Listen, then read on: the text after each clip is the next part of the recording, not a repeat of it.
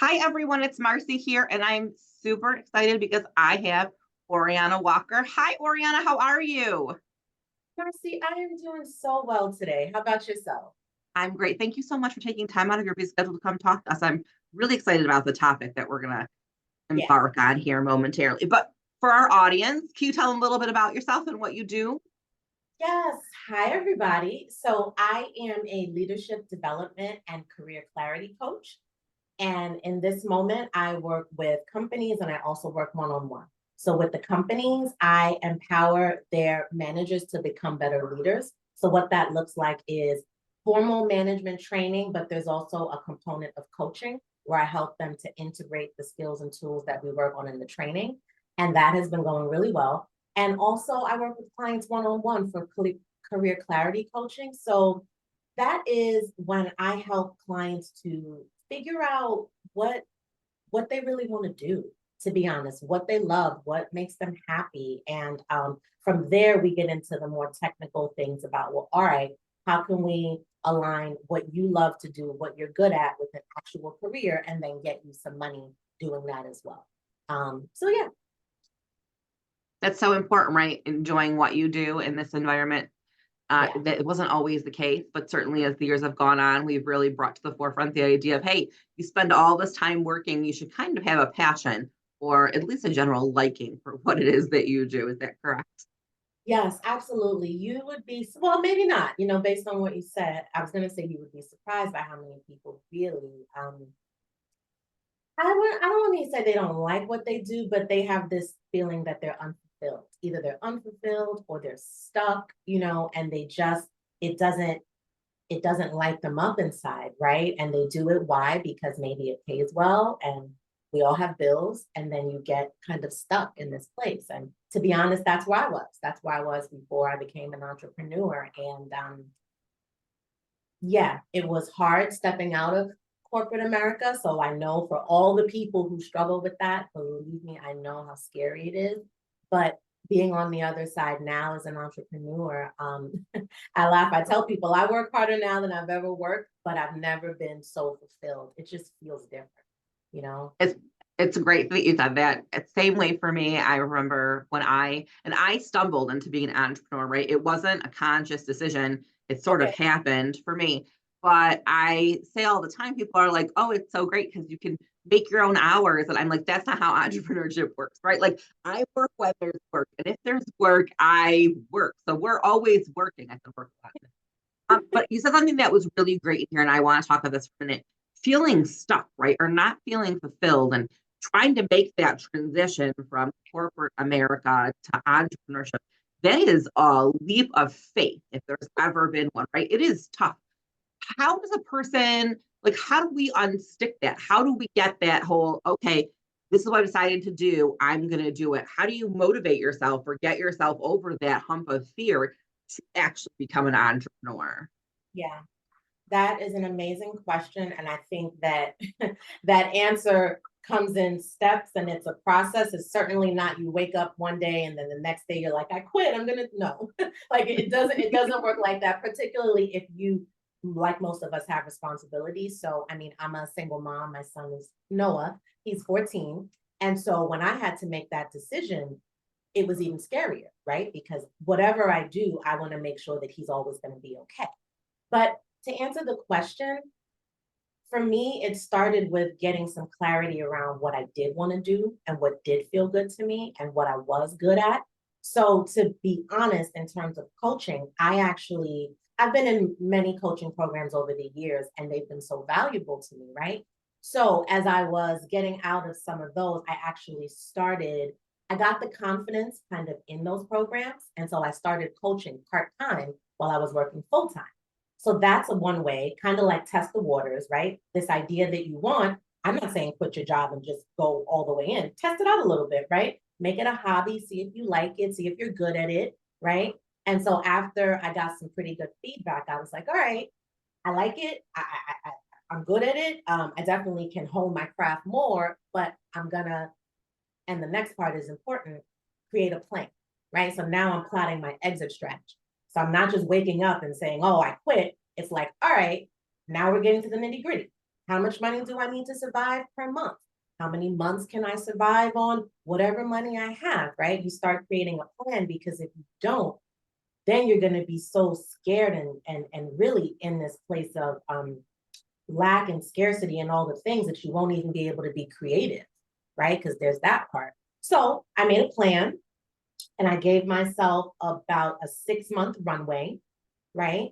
And then I was like, all right, by the end of 6 months, I've got to get a client, I've got to figure this out. And so then the last part, I prayed. I prayed, and I was like, I am a spiritual person. And so I said, God, this is the thing for me. Please help, right? Please give me some support. Please give me a sign that this is, the right thing.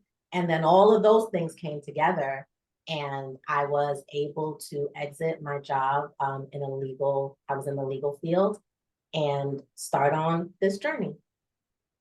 So I was really struck by the idea of having a plan, not only for your new business, but exiting, right, your old position. That's equally important here. And I'm not sure that a lot of people who jump into entrepreneurship really commit to that idea of all the things they need, right, to take with them from their old space to their new space to make that happen.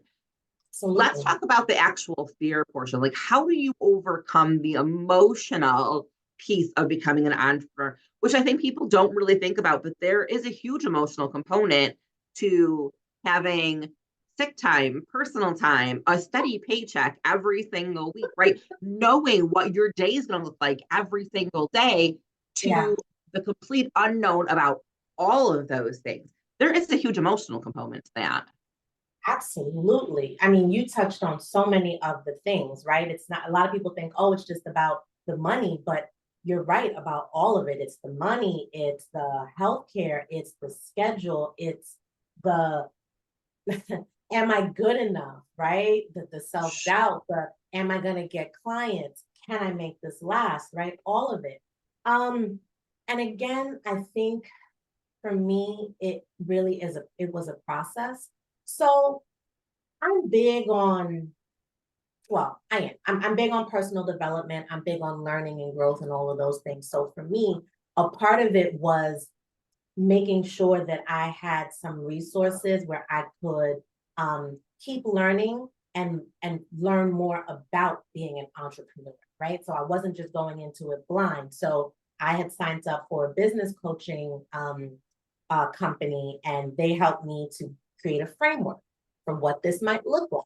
How can you get your first client? Really putting out your business plan, marketing, right? So I think a part of overcoming the fear is actually tactical, where it's like, okay, do what you can do to learn what you don't know so you can take a few first steps, right? And it's not about, and this is what I tell my clients, it's not about knowing the whole journey. It's every part of my journey as an entrepreneur.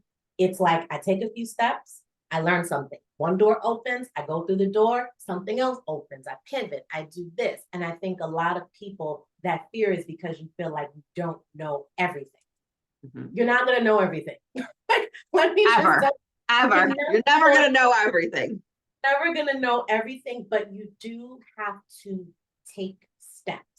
You do have to keep going. And so again, to answer the question, a part of it is tactical, right? So, being proactive about learning some skills that are going to make you feel confident to take a few steps. Then there is the other stuff, which is probably even harder, which is the inner work, right? Which is really, I found that there's nothing more enlightening than being an entrepreneur, to really give you that mirror for where you need to grow and where your stuckness is, right? And so, as an example, for me, a big part of it was money. And it's not even in the way that you think, right? You think it's like, oh, where am I going to get clients? That's one part of it. But then as I was even doing the marketing, and as I was on my sales calls, and as I'm pitching, I'm realizing, oh, there's a discomfort with me even offering my service at this price. What is that, right? Because I want the money, I need the money. God knows I need the money. why don't I feel good saying, hey, pay me $2,000 or this is what it's worth? That's when I got into some inner work around money and realizing that there is a part of you where you have to feel worthy enough to even allow yourself to receive money, right? There's a whole lot of work that goes into that too. And so, I had to take a step back, and what that looked like was really going back in my life and thinking about where did my ideas and framework for money come from? Most of us, it's our parents, right? And so it's like, well, okay, my parents worked really hard, right? My mom, she was in home health care.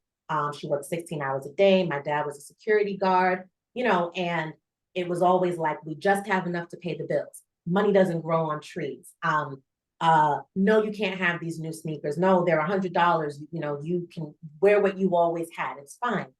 And so that made me think, oh, money is scarce. It's hard to get money, or I have to work really hard to keep money. And those are the things that were in my subconscious that were causing resistance to me saying, no, this is what my service is worth. I would like you to pay me this for this value I'm providing. And so there was just so much work around those fears and those resistances and things like that.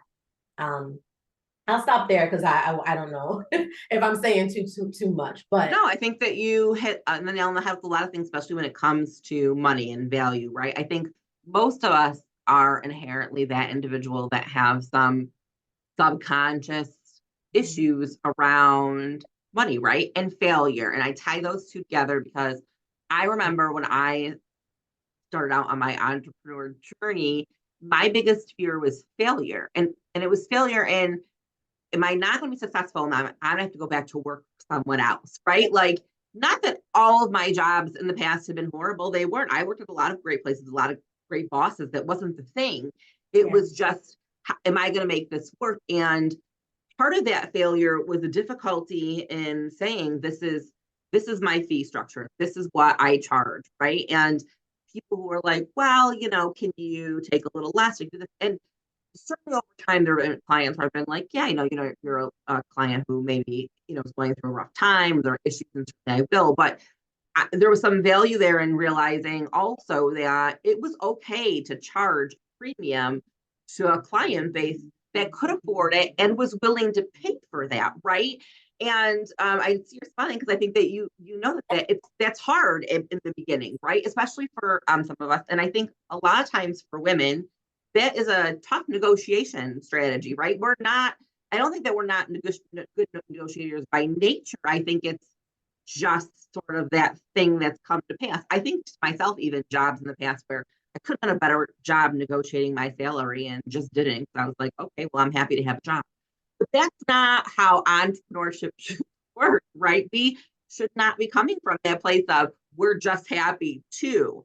no, And that was great that you just said that, because I think that that's probably the biggest mistake that entrepreneurs make. And the reason why a lot of entrepreneurs fail, because they're just not comfortable in putting themselves out through a space where saying, yeah, I'm fine if I want to negotiate that price for service or product, but here's what, my price structure is, here's what my fee structure is, here's what I require, here's the value that I offer.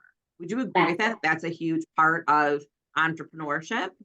absolutely. I think you hit it on the head, right? So I think there's lots of things in there. I think yes, I agree wholeheartedly that entrepreneurs and women in particular undervalue themselves because I think a lot of times we want to get our foot in the door, right? I think that's a part of it. Yes.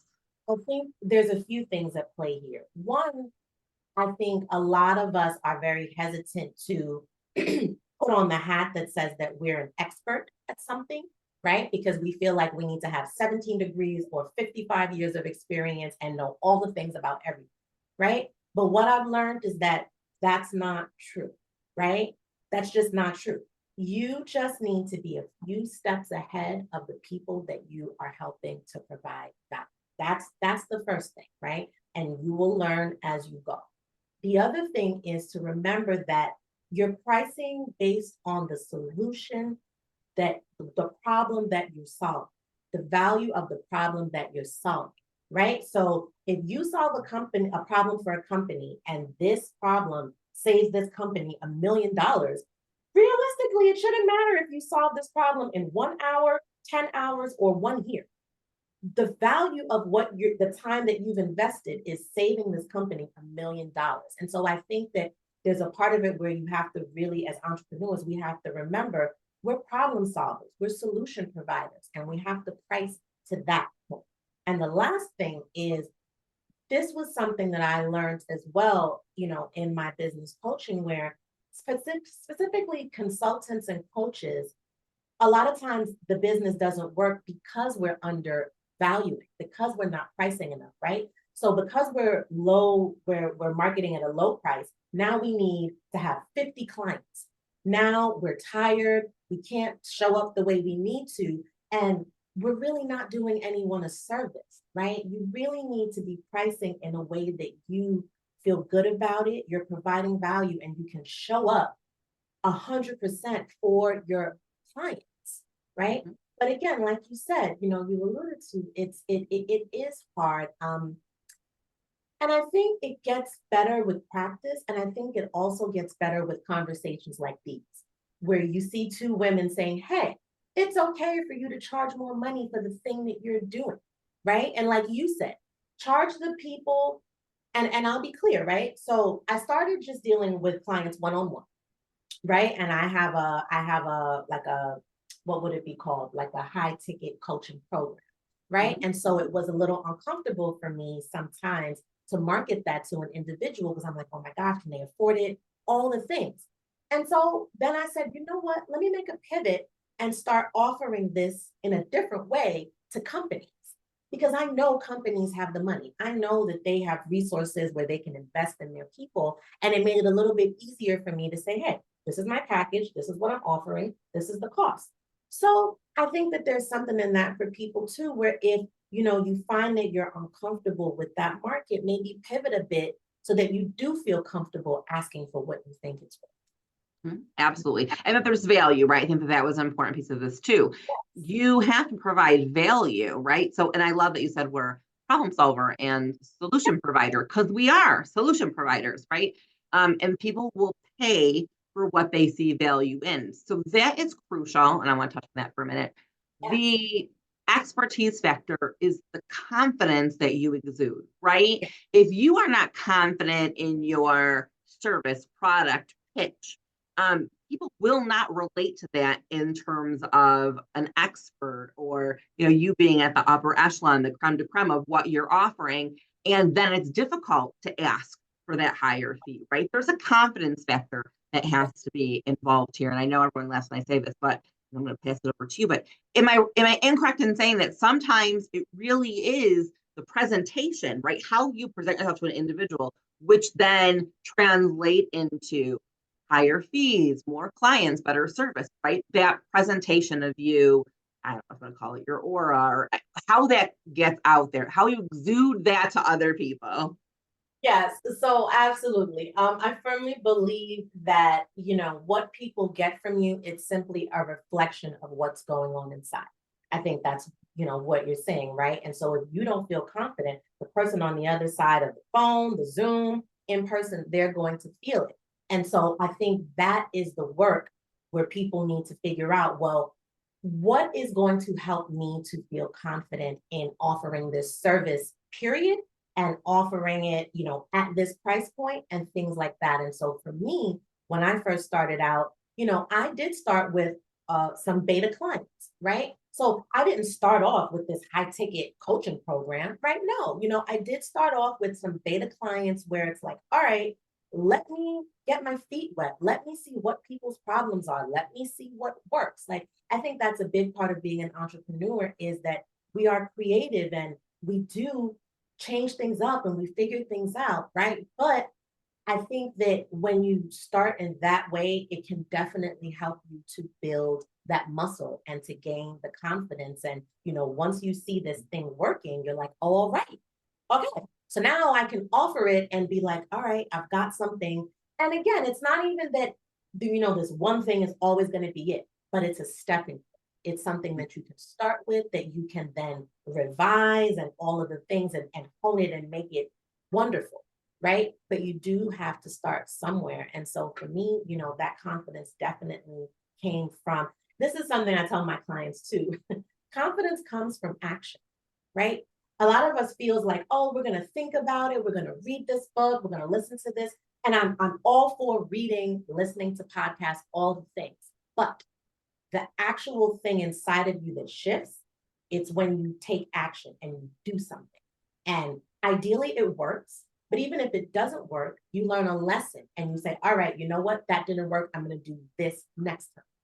And that's how you get that muscle built. You have to put your reps in. You got to do stuff, you know?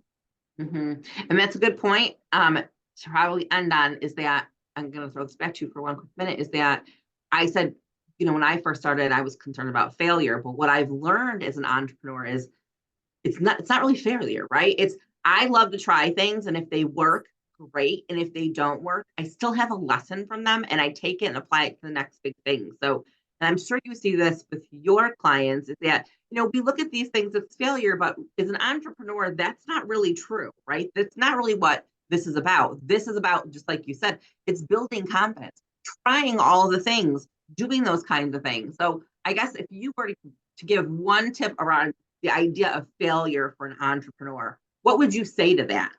Yeah. I would say that I don't believe in failures. I don't. I think I believe in lessons. Either it goes the way you want it to go or you learn a lesson. But I don't particularly believe in failure because you have to try to learn. You have to try something to learn it and know if it's going to work or it's not work. The other thing I would say that I find with my clients and people in general is people like to associate their failures with their identity, right? So you take an action, it doesn't work, and now you say, I'm a failure. If I had to say one thing, it's that. Please separate the action from who you are. You're a person who tried a thing and the thing didn't work, but it doesn't mean that you are not a failure. And again, what's really important is the perspective that, okay, it didn't work, but what did I learn? Right? What can I take from it and pivot and do something different next time? So I think that that's really, really important. We are not our mistakes. I love that that is what we're ending on because that is such a momentous type of quote out there, right? We are not our mistakes. That thing failed. We did not fail. I'm going to put that on a bulletin board or a screensaver somewhere because that is so critical. I think it's so important to remember. Even me, I've been doing this for a lot of years now. There are still days where I think to myself, oh, I really failed at that one, right? But you're right in saying that it's not personal. It's just something that we tried to do and didn't work out. Ouriana, you're so amazing. Thank you so much for taking this time out of your day today.